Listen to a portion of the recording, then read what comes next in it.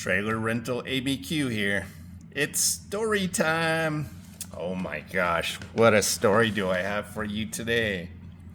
So, anyone ever rent trailers to people using prepaid credit cards? Do you know if you have? I don't know if you have, or if you know you have, but it's something you need to watch out for. I had a guy. Who was it? His name is Brian Acuna. Let's find the video somewhere. Where's my video? There it is.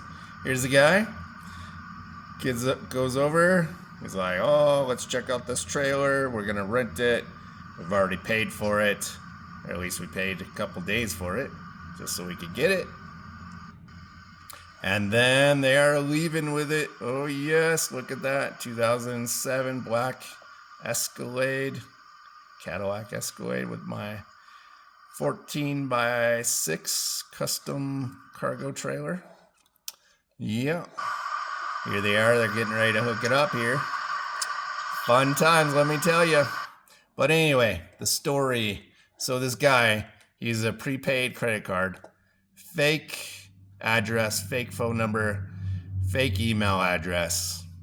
I don't know if this is a real credit card or I mean, not real credit card, real driver's license or not, but this is the guy, Brian Acuna. He rents the trailer, uploads his driver's license, uploads his insurance, and then takes the trailer, never returns. No contact information, nothing. So I did report it to the police. The other thing is, how did I know it's prepaid credit card or prepaid something? So I did try and charge his card a few times here. The last time was to try and recoup the entire cost of the trailer that's missing or stolen, whichever way you want to call it.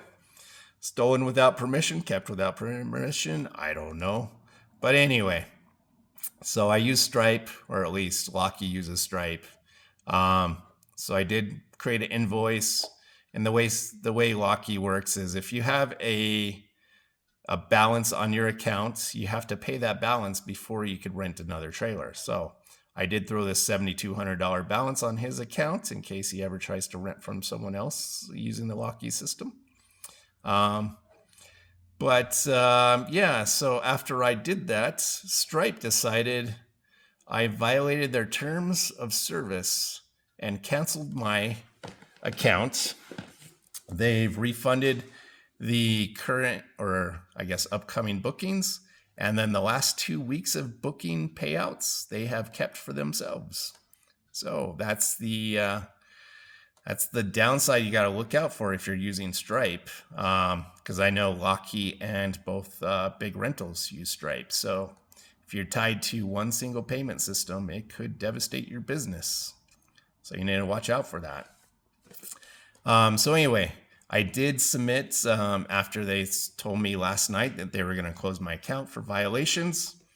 I did submit with the help of Locky, they sent me the information to submit to Stripe, which showed the contract that was agreed upon and signed by the customer that said I could charge their card for whatever reason, for any damages, missing trailer, missing parts, anything like that. I have the right to charge their card. And then, of course, proof that the customer did pick up the trailer, so they do have it. I also submitted proof that I'm a real business, such as my business license and my EIN number. And then probably a few hours later, Stripe is like, oh no, we reviewed all of your information and you are in violation of our terms of service. So anyone using a credit card on file and using Stripe, be careful. You could lose your entire business overnight and all of your payouts. So lesson learned. But anyway, going back to the stolen trailer, I did use ChatGPT to put a little humor in this. And so I asked him to describe a customer who used a prepaid debit card to rent a trailer and not return it. Even though it's called trailer theft, just describe it in a funny way that doesn't call it theft. And so the best one ChatGPT said was the customer who confused rental with adoption. They used a prepaid debit card to rent a trailer, took it home, and apparently decided they liked it so much that returning it was no longer part of the plan. The payment disappeared, the trailer disappeared, and suddenly we were playing Where in the World is Our Trailer? So, a little bit of humor. Yeah, situation sucks. I did file a police report. There is a warrant out for the guy's arrest. It is a third-degree felony to provide false information when you're renting a vehicle or gaining access to a rental vehicle of any sort, including trailers. So keep that in mind for your customers providing you with bad phone numbers, bad emails, bad addresses, all that good stuff.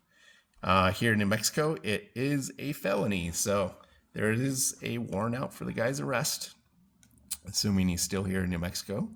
But I did report the trailer stolen. I did press charges, or I will press charges if the guy is ever arrested for theft of the trailer. But anyway, another one here is the ultimate rental upgrade. Customer rented a trailer with a prepaid debit card and somehow interpreted rental as temporary ownership with no paperwork. The trailer left the property and never made its scheduled return appearance. So yeah, sucky situations. You always have to find humor in it, right? But anyway, going back to Stripe, they did block all payment systems. So luckily I had an old backup of my website where I use Square and PayPal. So I was able to upload that. So I'm running off my old system, which is, a little bit more of a pain in the butt. I have to, manually send out contracts, take pictures of IDs and have them fill out paperwork when they show up here. So I do have a backup plan. So it kind of sucks. I did lose 2 weeks of rental income. It's about $6,000 that was lost there that Stripe decided was theirs because I tried to charge a customer that stole a trailer. So be careful out there, and wanted you guys to be aware if you're running a trailer rental company, right? When you're doing the pre-authorization on those credit cards, just because you have it doesn't mean Stripe is going to honor that for you, even if it's in your contract. So be careful. Have a great day.